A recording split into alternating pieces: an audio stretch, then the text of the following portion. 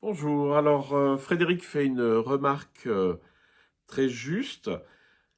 J'ai l'impression que l'éveil ou l'union à Dieu, c'est simplement être mature, terminer le processus de l'enfance et atteindre naturellement, sans forcer, l'état d'adulte humain.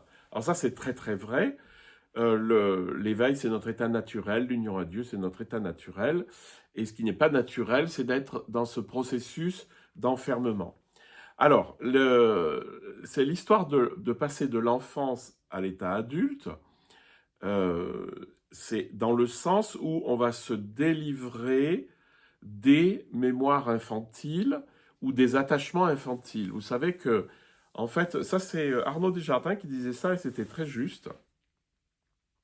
Il disait que l'émotion, donc les émotions négatives, les 5 émotions négatives, c'est de la pensée infantile, c'est-à-dire la manière dont l'enfant réagit au monde, c'est-à-dire par la peur, par la jalousie, par la haine, par la tristesse, par la colère, etc. Et donc, de ce côté-là, c'est vrai, c'est que, en fait, tout cet émotionnel négatif et puis l'état de conditionnement qui font qu'on a peur, c'est vrai que c'est très infantile. De toute façon, de quoi vous voulez avoir peur? Parce que de toute façon, vous allez mourir. Donc, il y a pas de quoi avoir peur. De toute façon, autant y aller dans le meilleur état possible et donc, soit de méditer, soit de rechercher quelque chose, d'aller vers l'éveil, quoi. C'est pas compliqué. Donc, par rapport à l'enfant, c'est évident que dans les conditionnements de l'ego, il y a beaucoup de choses qui sont infantiles, c'est-à-dire qui sont ancré dans l'enfant en nous-mêmes et pas dans le sens positif, c'est-à-dire dans le sens de la psyché infantile et pas dans le sens de la conscience infantile. C'est-à-dire, c'est ce que Isabelle note, et elle a tout à fait raison. Euh, on dit souvent qu'on doit retrouver son âme d'enfant pour atteindre l'éveil. Et là, elle a raison parce qu'elle met le point sur un truc, c'est que on parle souvent de, comme Jésus par exemple, de redevenir comme un enfant.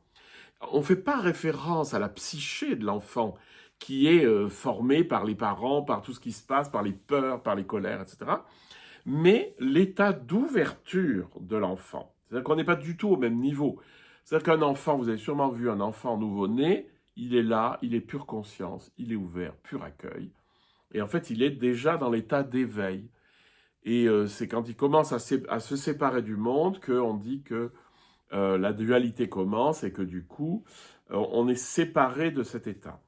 Donc, distinguons l'enfant psychique avec ses nœuds, avec ses peurs, ses machins, ses trucs, qui lui, de toute façon, doit laisser la place à l'adulte, mais que cet adulte, c'est en fait l'enfant conscient qui sort au monde. Et Eckhart va vous dire, c'est encore pire d'ailleurs, il va vous dire, il faut revenir dans l'état où j'étais avant que je n'existe, avant que je ne sois, c'est-à-dire revenir dans cet état de pure présence et de pur accueil.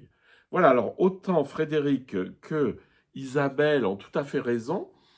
Vous voyez, de nouveau, c'est le problème des mots, c'est qu'est-ce qu'ils mettent dessous, qu'est-ce qu'on met dessous, qu'est-ce qui est les mots, qu'est-ce qu'ils portent. Et l'idée de l'enfant dans la spiritualité, ça peut être soit négatif, se séparer des comportements et des croyances infantiles, soit positif, j'ai dit négatif, j'espère, soit positif quand on parle de la conscience purement ouverte de l'enfant qui vient de naître.